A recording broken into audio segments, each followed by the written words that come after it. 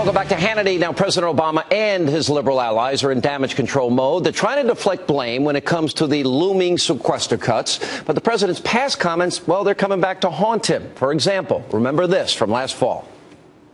First of all, the sequester is not something that I proposed. It's something that Congress has proposed. It will not happen. Well, Mr. President, it looks like it will happen as the automatic cuts are slated to go into effect next week. Now the RNC has a new web ad reminding people of just whose idea this whole thing was in the first place. Watch this. Whose idea was the sequester? It was the White House. It was Obama and Jack Lew and Rob Neighbors who... I will veto any effort to get rid of those automatic spending cuts to domestic and defense spending. That's why it's so troubling that just 10 days from now, Congress might allow a series of automatic, severe budget cuts to take place that will do the exact opposite. And joining me now with reaction, former New York City Mayor Rudy Giuliani. He was for it before he's against. It was his idea. And now it's doom and gloom and dumb and stupid. What are we to make of that? Well, Sean, first of all, he just wasn't telling the truth. I mean, he did that during the debate. Remember, with Mitt Romney, he said it wasn't his idea. And, of course, Bob Woodward pointed out in his book that it was his idea and Jack Lew's idea. They're the ones who proposed this. It was always a terrible idea. This is one of the dumbest things the president has ever proposed. And the damage it's going to do, particularly to our military, I mean, particularly to our defense, his present Secretary of Defense said it would be catastrophic. You see, which may be the reason he's getting it. I think he wants the military cut, though. I think those are the cuts he wants. No? Well, it's the only thing he's ever wanted to cut. I mean, when he talks about the other cuts that are really the thing. I mean, look, the thing that's really driving this budget totally out of control is health care spending. And the president has only talked about, and he hasn't done it, but he's talked about modest cuts to health care. Modest cuts to health care are not going to help. I mean, we're going to have to do something really serious. We're spending $1 trillion a year more than we have.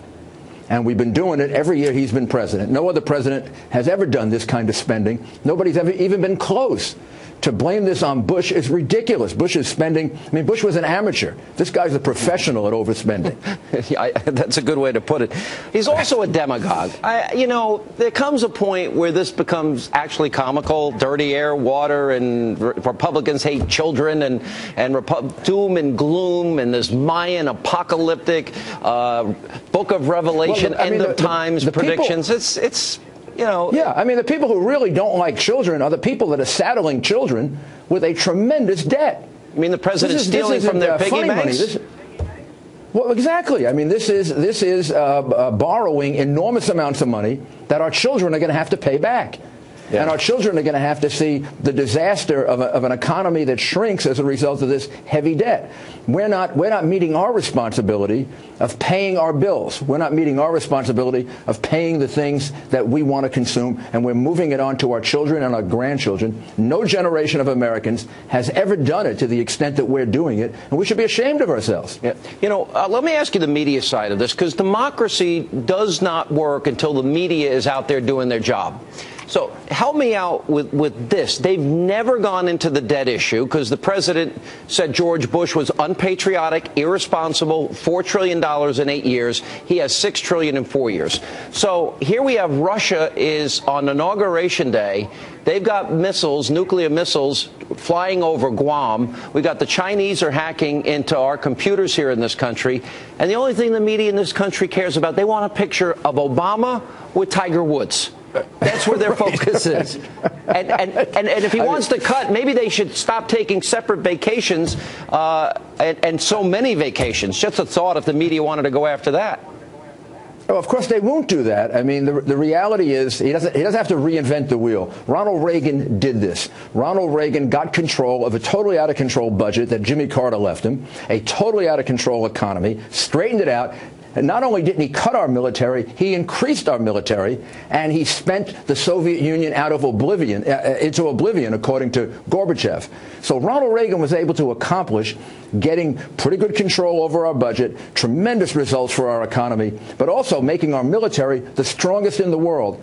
And we're facing just an untold number of threats right now. Yeah. Plus, the thing that I worry about the most is when we cut our military, particularly our Navy, we encourage the wrong people in China to want to challenge us. Yeah. Instead of keeping the gap between us so great that China won't challenge us. Yeah, I would like to know, what is he going to do to stop the Chinese hacking? What did he do when he found out the Russians were flying over our airspace with nuclear weapons? Why was he for the sequester and now he's against the sequester? He never gets asked any of these questions by these suck-up,